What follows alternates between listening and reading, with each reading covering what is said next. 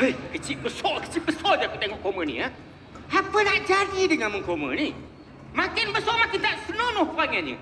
Nak aku pukul nanti aku masuk berita. Ha? Jap! Apa halnya kamu ni? Ha? Hari tu kamu ambil periksa, kamu nak raba cikgu. Tak malu ke? Ai, takkan tu pun berkira ya. Kamu nak raba cikgu, kamu kata nak berkira? Lah pemadam je kot. Aku dengar raba. Raba tu pemadam, pemadam tu raba. Ya ke? Tak apa. Kamu selamat. Ni, Syim. Ya. Apa nak jadi dengan kamu ni? Ha? Bercinta dengan budak satu kelas dengan kamu. Ha?